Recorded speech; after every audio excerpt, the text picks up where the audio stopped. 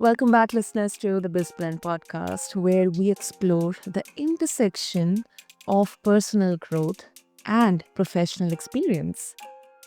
And listeners, I'm your host, and as always, here and today we are tackling a topic that I think it resonates with almost everyone listening.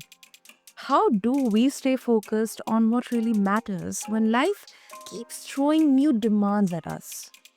And if you're someone who feels like you're constantly putting out fires instead of building the life you want, this episode is for you. If you have got goals sitting on the back burner because they seem impossible or you just don't know where to start, this conversation is definitely for you. Today, I'm sitting down with Dr. William Thomas, an executive coach based in Singapore, who has one of the most unconventional resumes I've come across, listeners.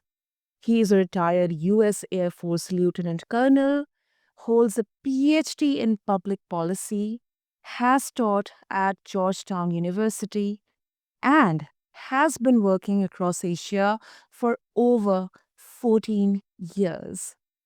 But, listeners, here's what makes his story particularly compelling at age 42, an age when many people think that their athletic window has closed.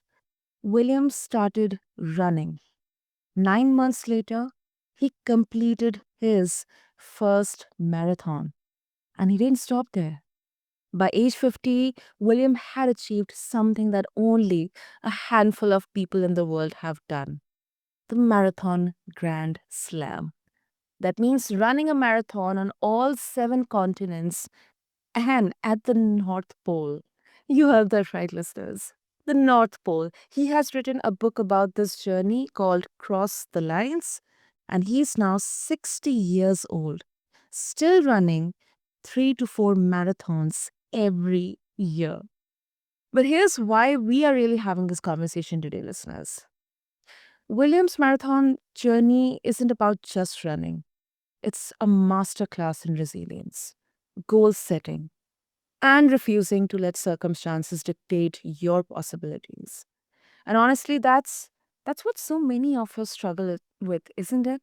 I mean, we get comfortable, we get busy, we get scared, or we convince ourselves that certain chapters of our lives are closed. We have to move on. So whether you are trying to balance your personal and professional life, you are feeling stuck in your career, or you just need a push, you just need that motivation to start something you have been putting off.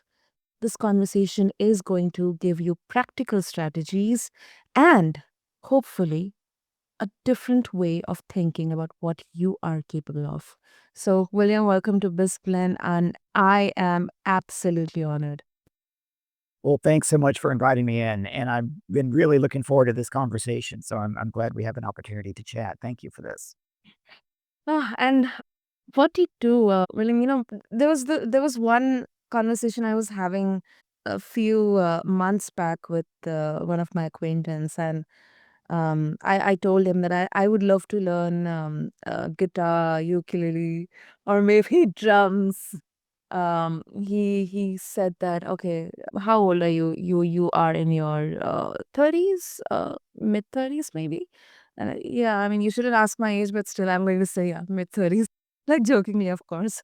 So he said, I don't think it's the right time. I mean, this is a time when you think about your um, retirement, how exactly you're going to plan out everything, because your learning capacity kind of it decreases as you age. I mean, there's no point in here. When you are in your young 20s or maybe teens and all that, then I think it's the idle time. I mean, it's gone. It's gone. There's no point. And that kind of initially, like, it absolutely broke my heart. But then when I was reading your intro and I kind of, saw that, 42, you started to run marathons. I mean, 42 is not typically when people start running marathons, let alone set goals to run on all seven continents. So this is really, really amazing, William.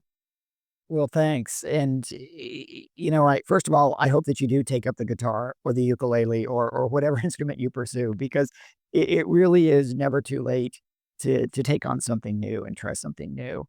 I think we do let circumstances get in the way, especially as we get older.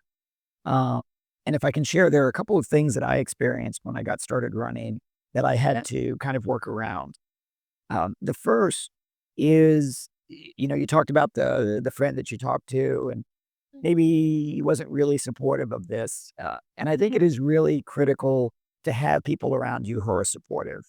Um, and not necessarily like, yes men who are going to tell you everything you do is perfect, but people who will hold you accountable, people who will encourage you, people who will help you find a way to do what you want to do instead of telling you why you can't. Um, and the other thing that I kind of had to get around, and this was, I think, really the key to starting to run, but also continuing, is as we get older, we have so many other things happening in our lives. Our careers are moving along, or we have family, or that we have other, I don't want to say distractions because you don't want to call your family a distraction, but there are other things that take up our attention and take up our time. And what I recognized was that, at age 42, I made the decision to get into better shape, and I knew that I should be running. But I also knew from past experience that I was likely to get distracted or get bored and stop. And what happened was a friend of mine had just run his first marathon. Okay. And he said, well, why don't you do this? Why don't you sign up to run a marathon with me next year and tell everybody you're going to do it?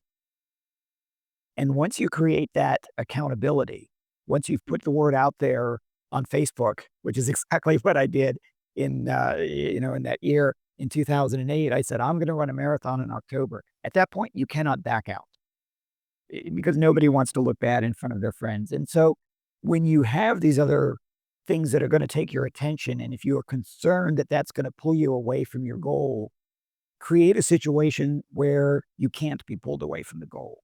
Create a situation where there's some accountability there to yourself or to others that will help you focus, that will basically demand that you continue to focus on this goal, and you'd be surprised at what you can then push forward and accomplish.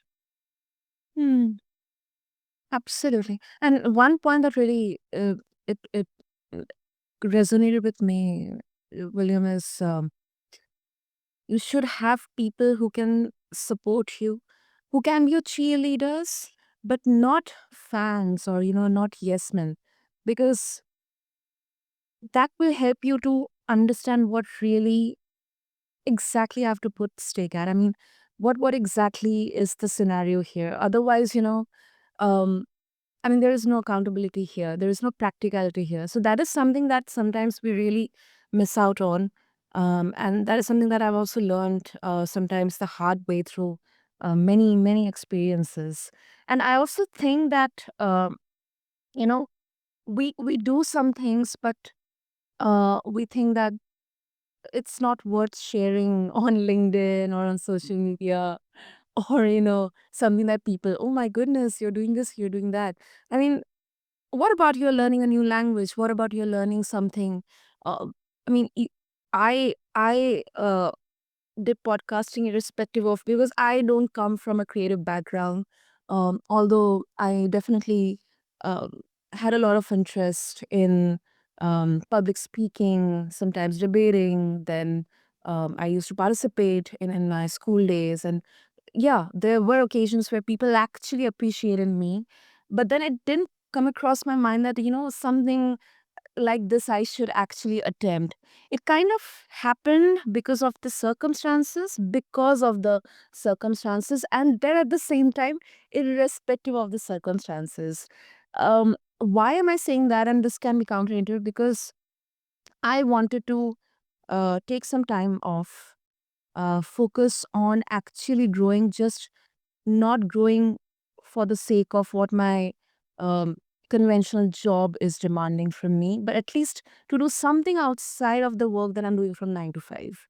It's not just that I'm only learning during that timing or that time of the day, but something which I'm doing, which I feel like fulfilled or, uh, my soul is like, feeling good that yes, I'm doing something which I'm loving it. And secondly, I had my priorities. I mean, when you get to your 30s, you are your caregiver. You have to, in some or the other ways, take care of your parents. You have a family there, so you have to find out a way out of all those circumstances and life scenarios that can work out for you. So that's why I believe this was irrespective of the circumstances and because of the circumstances as well. And you make a really good point there when you say that you've got to find a way around these circumstances. And you had a guest recently, I think it was Tiffany Janowitz, who said something that really stuck with me. She said, "Don't wait for someone to save you." Exactly. So yes, you want supportive people around you, but at the same time, you ultimately have to be the one to drive yourself forward. You can get all the inspiration and motivation from others that you can, but ultimately you're the one that's got to figure it out, how to get around these limitations, how to get around these concerns or these issues that you may have. Um, Hmm. and yeah, that really resonated with me, I think. So again, that's where I think having some specific goals can be really valuable for getting you to move forward. So in my case, like I said, I wanted to run. I said, well, I want to be in better shape. Well, what does that mean? That's how do you define that? How do you measure that? And so it was helpful to have a specific goal, which was I'm going to run this marathon in 9 months. And either I'm going to achieve it or I'm not, but at least I will know if I've Hmm. done it or not, as opposed to just saying, well, I want to be in better shape. Well, I don't know how to measure that. So when you have something specific that you can drive toward, then you can come up with a strategy for getting you there. Then you can come up with a roadmap for getting there. And maybe it's not just a single path to that success. You might have a plan for how you're going to get there, but like you said, circumstances change, things come up. So it's important to have multiple ways to get to your objective, to get to your goal. And I think that's really important. Try to create multiple paths to that success. So if something goes wrong, you don't have to abandon your goal. You just abandon whatever road you were on and you find another road. Uh, and that's I think what helps you get around some of those challenges that come up and those circumstances that change and allow you to have the resilience to continue on as something unfortunate happens or unexpected happens. If you know you've got other opportunities to get to your goal, it's a lot easier to not get disappointed and not to lose your motivation. Yeah. Yeah, absolutely. Absolutely. No doubt. No doubt. And my next question is somewhat, because once again, I find this one also connected with my journey. And there was another episode which I recently recorded. Listeners, it's yet to be out, but yeah. Something that I 100% advocate for is you take the risk, but then there has to be a realistic calculation behind taking that risk, because um, uh, I took 6 months to decide whether I should take this time off or not, whether I have the adequate resources to thrive, whether I have the adequate resources, what can be the worst case scenarios in here if it doesn't work out, because I have had the fear of leaving that stability, the paycheck, and the entire dynamics of the corporate world. The stability, that is the main thing. And my parents, I mean, they are coming from an era where nobody even thought about it. It was not in the trend.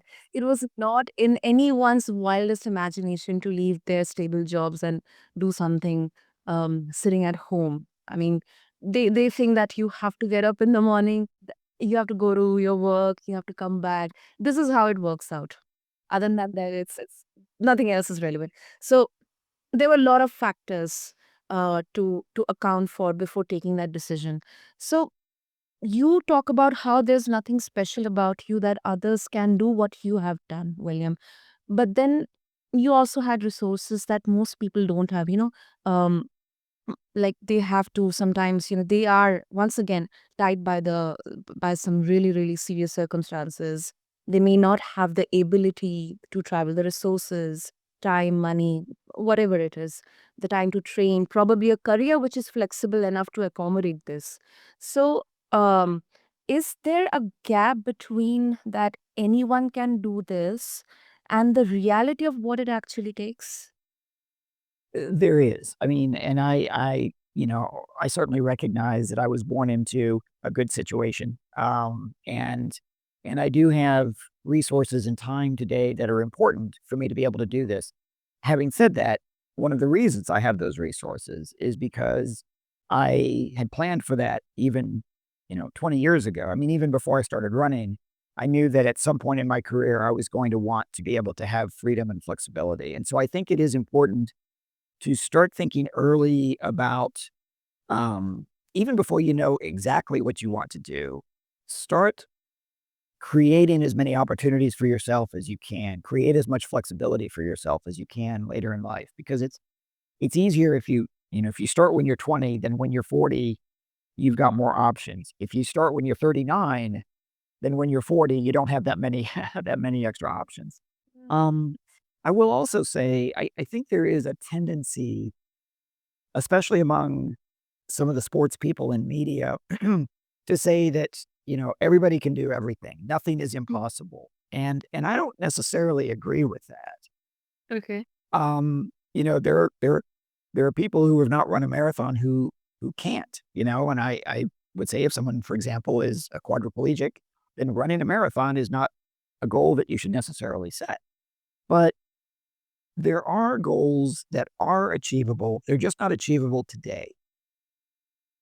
And we often look at that and say, well, I can't do this today, so that means I can't do it. And that's not true. That's the part where I have a disagreement. The fact that you can't do something today doesn't mean you can never do it. It just means you can't do it right now. The day I started running, I could not have run a marathon. It took me about 9 months of training and preparation to get ready for that. When I ran that first marathon, I could not have then gone on and run a marathon at the North Pole. I was not ready for that. So it's something that was achievable in the future, even though it wasn't achievable today. And that's where I would like to see people have a little more self-confidence, you know, Mm-hmm. in their ability to get ready for that and work towards that goal. And some of that too, of course, takes patience, which in our modern technology era, we tend to go for instant gratification in many cases. And a lot of the most valuable goals, the most exciting goals are not going to happen instantly. If they could, they wouldn't be exciting. That's true. That's true. That's true. I really really appreciate that distinction because um, I think what exactly it is the mindset shift. It's not necessarily the specific achievement, and that's something we can all work with regardless of our circumstances. But it does require us to be honest. It requires that clarity and self awareness about what our version of extraordinary looks like. It, and that's going to be different for everybody, which is one reason that I never go to people and say, well, gosh, you should run a marathon or you should go to Antarctica. I mean, I should, but that doesn't mean anybody else should. Uh, by the same token, I've had people say to me, oh, you should learn a new language. And I think, okay, well, which one? Because I've lived in Singapore and Thailand and the Philippines, and my clients are all over Asia. So, what language should I be learning? It wasn't necessarily the right goal for me, but it's right for other people, and that's what they should pursue. So, I've had, and again, this gets back to the surrounding yourself with supportive people issue. I've certainly had people when I started running, and as I pursued some other unique running experiences over the years, I've had people say, "Oh, I don't think you should do that." Well, that's not for them to say. It really isn't, and And you probably shouldn't listen too much to people who are just perpetually saying you shouldn't do that. Because a lot of times what they mean is they shouldn't do that, which is fine, but that's not necessarily right for you. Yeah. Yeah, yeah. Let's talk about the actual journey in here, William. I mean, the marathon Grand Slam, 7 7 continents plus the North Pole. I'm curious about the progression. I mean, did you map out the entire thing from the beginning, or did this evolve as you went? Because I think a lot of us struggle with long-term planning. In fact, I also struggle with long-term planning. Like Mhm. we either have that fear, or we get paralyzed by the enormity of a goal, or we're so focused on the end result that we don't know where to start. Right. Well, let me share one thought on kind of that issue of being overwhelmed, and then talk a little bit more about the journey itself. I have a philosophy that I repeat to myself when I'm running a marathon, and that is run the mile that you're in. And what I mean by that is you've got things you need to do right now. So focus on those rather than what you need to do in another 2 hours. So, like if I'm at kilometer 5 in a 42-kilometer marathon, I can't be worried about kilometer 40. I need to focus on kilometer 6 and then kilometer 7. Because if I start thinking about what's going to happen when I get to 40, I will get overwhelmed. Exactly like you suggested. Um, so while it is important to have at least a strategy for how you're going to achieve a long-term goal, maybe not a specific plan, but at least have an idea of, what the end result is going to look like and how you think you can get there. Mm. You need to break that down into smaller pieces and then tackle those smaller pieces. And ultimately you'll get to where you want to go. Hmm. So when you ask about the journey, I was, like I said, I'd started running at 42, ran my first marathon, Ah. ran a couple others in the next year. And then I got a little concerned because my goal had been to run a marathon. And the idea was that will keep me running, that will keep me going and keep me healthy and keep me fit. And I was concerned because I had accomplished that goal. I mean, I'd run a marathon. So I thought, oh, I need something new. And that's where I stumbled across the idea of the Grand Slam. And at the time, like I said, I was 44 years old at the time. I'd run a few marathons. I'd run on 2 continents in North America and Asia. And I said, okay, this is good because this is going to take me some time. So this is a nice long-term goal. And I sat down with my best friend on my 44th birthday and I said, listen, by the time I'm 50, I will complete the Grand Slam. Now, I didn't have like the specific races mapped out that I was going to do. I didn't have an exact timeline, but I knew that I needed to do 6 more marathons at a minimum, over the next 6 years. Yeah. And that gave me my starting point, and then I started looking for specific races. But one of the things that helped was not having an incredibly specific plan, and the reason I say that is so many other things changed in my life that if I had had a very specific plan, and then I retired from the Air Force, or I moved to Singapore, or I started my own business, all of which happened, I might have gotten knocked off of that plan and never continued forward. If I'd been so locked into a very specific way of achieving that goal, it would have been a problem for me. So Yeah. instead, I gave myself a lot of options. I gave myself a lot of paths to get there. And then over the years, as I made progress towards that ultimate goal, I was motivated by the fact that I was making progress, that I had run a race in Europe and then South America um, and then Africa and then Australia and then ultimately Antarctica and then later the North Pole. So I guess I guess what I'm suggesting there is to avoid getting too overwhelmed and to avoid getting demotivated when things don't go as planned.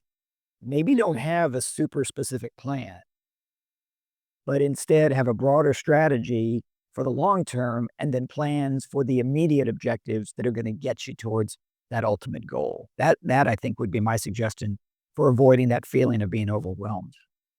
Hmm. Yeah, yeah. I mean,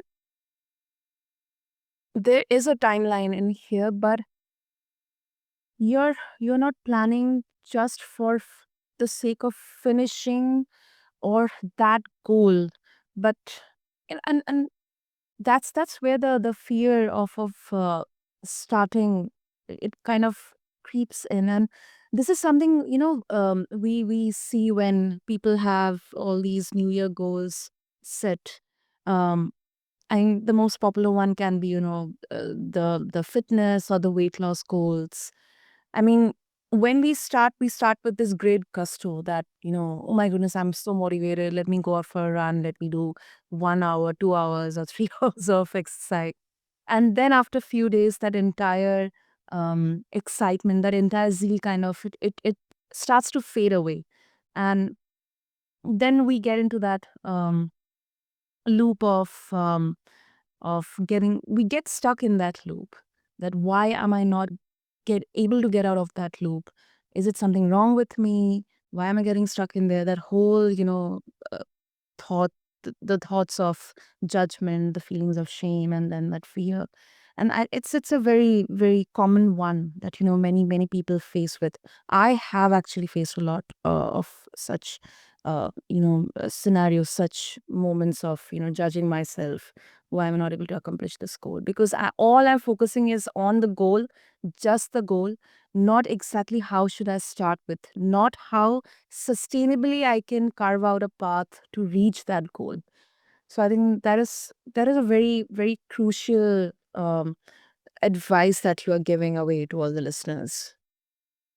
Well, and that's I really am a firm believer in breaking things down into small pieces. And I mean, even when I do my training runs, Okay. I've got in the last kilometer and a half of a 5K run here, about half of it is uphill. And instead of worrying about even the next kilometer, I'm worried about the next 100 meters.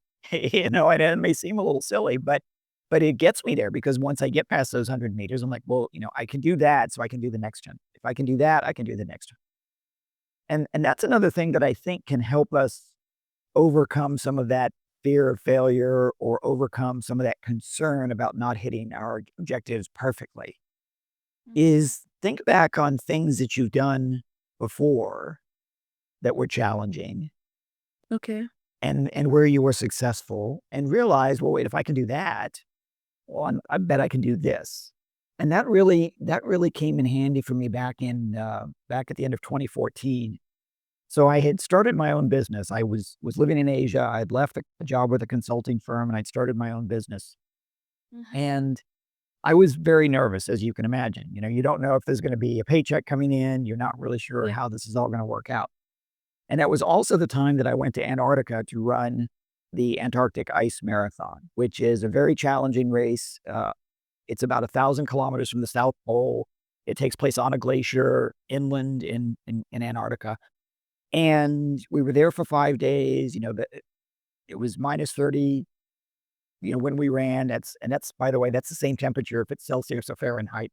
That's where the scales come together is at minus 30. And I know because I was there. And I remember as I was flying back and I was still in Singapore at the time, but as I was flying back from there to Singapore, I remember telling myself, I just ran a marathon in Antarctica.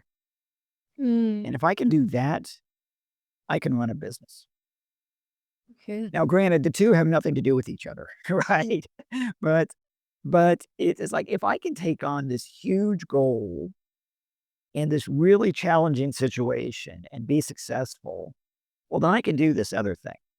And that was the confidence I needed to really get me started once I returned and kicked off the business. Mhm. No, that makes sense. That absolutely makes sense. And then it's not just the confidence, but it gave you that much needed clarity also, because although both the goals are not same, but there are a lot of parallels in here, lot of parallels. Yeah. So And totally. that balance is important. In fact, that's something I took away from the Antarctica run was I realized how important it was going to be for me to have that kind of flexibility in order to complete the Grand Slam. And just to give you an idea, when we went to the North Pole, we actually were delayed going into the pole by about a week because of the conditions on the ice. And then when we got there, we were supposed to be there for about 36 hours, but the ice at the base camp cracked open and destroyed the runway. So instead of 36 hours, we were there for 5 days. And the only reason I was able to accommodate all that is because I had my own business and I was my own boss. And in order to have that kind of flexibility, I thought, okay, I've got to be successful in this business. I can't give up in 6 months and go back to work for some big company again because I'm not going to have the ability to say, oh, I'm going off for 2 or maybe 3 weeks, to, Mhm. to the other end of the world. But so I got to make this work. And it was a real, it provided me another degree of motivation to really get the business going and be strong and make it work. And it was really, really valuable to have that Antarctica experience just as I was jumping out on my own professionally. I mean, thank you for the transition, William, because my next question is kind of connected with this, the flexibility here. Because, let's say someone sets a goal. I mean, maybe it's to change careers, start a business, get a degree, maybe learn guitar, and maybe get into the creative world, Yeah. and that life happens. Maybe they have a baby, or their parents get sick, or there's a financial crisis. At what point is it actually wise to let go of a goal rather than trying to force circumstances to bend to your will? I mean, isn't there a risk of becoming so um, fixated or stubborn on what you plan that you miss out on what life is actually offering you?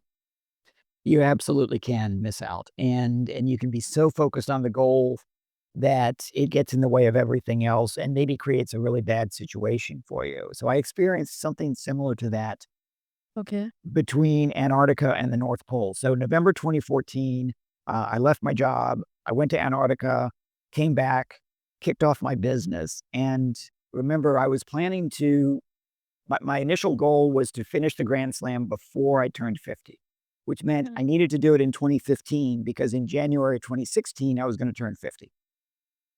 And I came back from Antarctica Mm-hmm.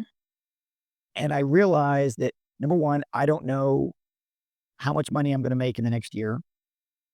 Number two, I just spent a bunch of money going to Antarctica, and I know that North Pole is going to be expensive. So maybe I should wait until the April 2016 marathon rather than the April 2015 marathon. And so I went back to my best friend to whom I had made this commitment on my 44th birthday. And I said, listen, here's the thing. I could go forward and try and get this done in 2015, which is what we said originally. Mm-hmm. I don't think that's a good idea. And I think I should push this off another year and go in 2016 when I'm more stable in the business, when I have a better idea of what my resources are going to be. I don't think I should do this now because I run the risk of bankrupting myself. Mm. And again, the importance of having supportive friends around you who aren't just yes men, but we talked about it and he said, well, are you really going to do this? Are you just going to keep kicking this down the road or are you going to do it in 2016? I said, no, I'm going to do it in 2016. Here's the way I'm going to do it. Here's the plan to get me there. But if I do this in 2015, it's too big of a risk. And that was a good idea. Now, as it turns out, the April 2015 marathon, I think it was about minus 41 degrees when they ran it. So I'm really glad I wasn't there that year. In the end, it's turned out to be really good. When I went in 2016, the weather was more manageable. We got stranded there for 5 days, uh, but at least it was only minus 30, not minus 41. So in the end, it worked out okay. But yeah, that was a case where I needed to push that off. I wouldn't want to abandon the goal. Mm. Um, I would instead suggest modifying it if possible. Once the disruptive circumstances have settled down or you've gotten into a new pattern or into a new normal, then you can find the best path to get you back to your goal. But I'd hate to see people just abandon their goals if it's really important to them. And this was something that was important to me. So I knew I needed to find a way to make it happen, even if it wasn't going to happen exactly like I had originally thought. Mm. There's one documentary I watched a few months back on Netflix, 14 Peaks. It There's a documentary about a Nepalese mountaineer. I don't remember the name. It's Nirmal Puja. Yeah, I think something. And that was such a good documentary I watched. I mean, he wanted to climb all the 14 peaks, like all the 8,000 feet and those top peaks within record time. Like he had kept a time of 7 months.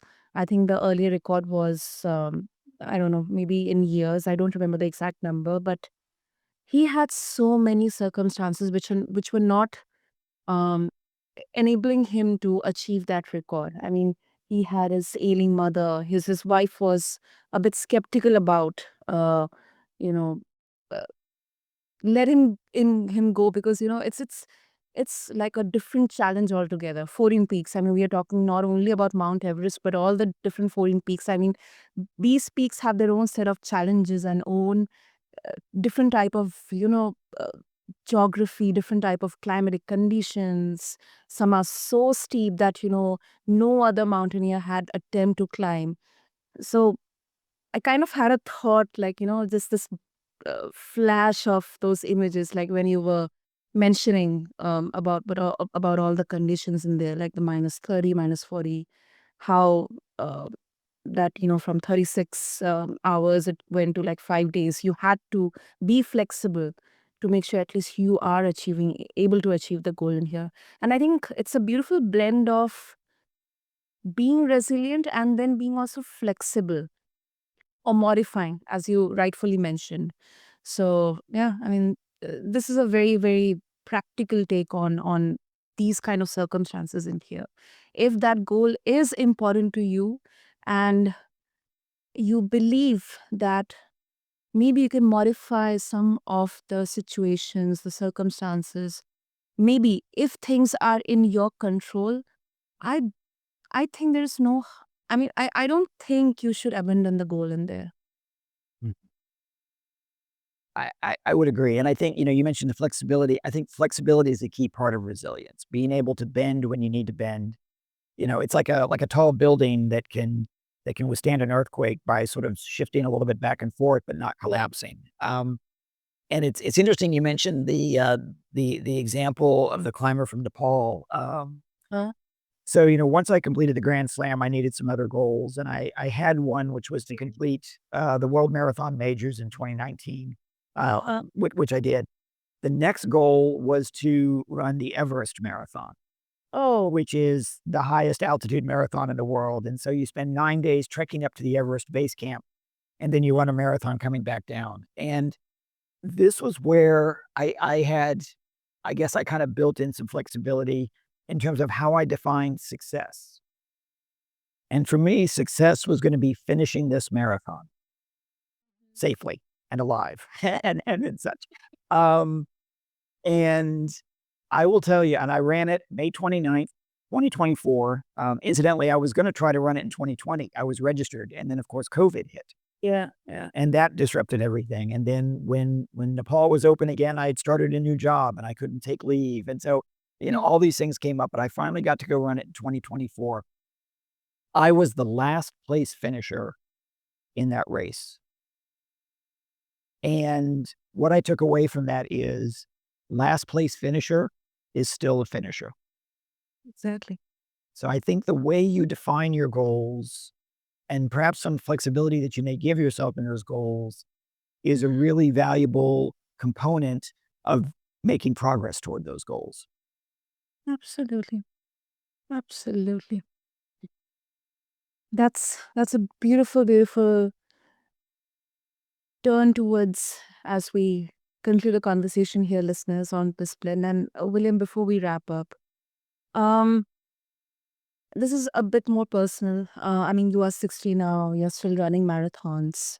How how has your relationship with achievement and pushing limits changed as you have gotten older? Because I imagine at some point the body does say, "Okay, William, this is the limit."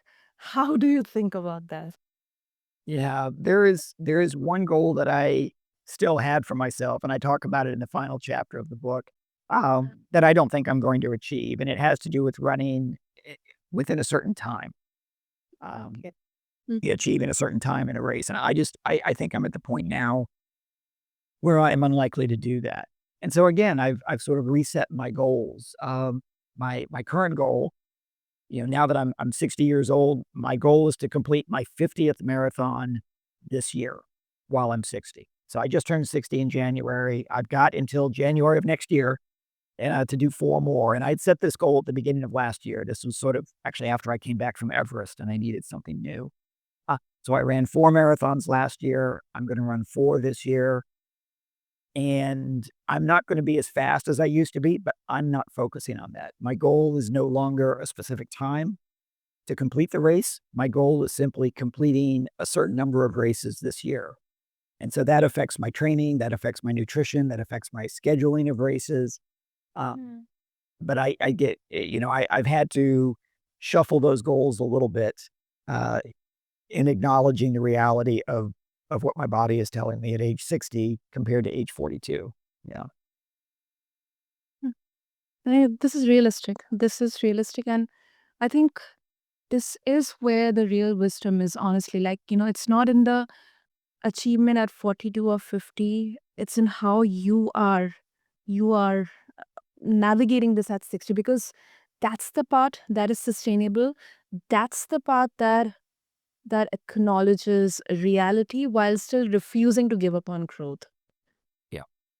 Yeah. I guess one of the sayings that has stuck with me the whole time I've been running is there will come a day that I cannot do this anymore, Mhm. Mm. but today is not that day. That's lovely. That's beautiful. It's beautiful, William. Wow. So William, before we wrap up, I'm super super sure listeners are definitely going to connect with you. They would also like to get a hold of your book. They would also like to share their thoughts, maybe seek more wisdom from you. What would be the easiest way to connect? So there are a couple of ways. First of all, the book itself is available on Amazon, both in paperback and in ebook, the Kindle books. So just cross the lines. A Journey to Complete the Marathon Grand Slam is available up there on Amazon. Reaching out to me, and I know you often will share the links. But if you look on LinkedIn, that's one way to find me, and just look for William Thomas, PhD, and that'll find me. The other is I do keep an athlete page on Facebook, and I realize I'm of a generation that still uses Facebook. I know not everybody does, but yeah, just look for Dr. William Thomas on there, Dr. William Thomas. I would love to hear stories from other people. So, I mean, obviously, if anyone has questions or wants to follow up or get any other insights, I'm happy to share. But I would love to hear stories from other people. I would love to hear what challenges people have taken on, whether it's running or something fitness related, or it's getting an advanced degree or moving to another country or whatever your story is. I'd love to hear from different folks as well. So please do reach out to me through those platforms. That's awesome. And listeners, you all know I'm gonna do it for you. I'll have all the links in the show notes, so find them attached along with this episode on whichever platform you're listening to your podcast to. And for everyone listening, I want to end with this. If you have been putting something off, whether it's a career change, a creative project, a health goal, or just having a difficult conversation you have been avoiding, I hope this conversation has given you permission to at least start. Not necessarily to run 7 marathons, but to identify what your version of that challenge is. And I hope you heard the nuance in what William shared today. This isn't about grinding yourself into the ground or measuring yourself against impossible standards, but it is about recognizing that the limits you have accepted might not be as fixed as you think.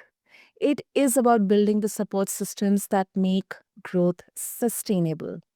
It is about being honest with yourself about when to push and when to pivot, about when you are making excuses and when you are honoring genuine constraints.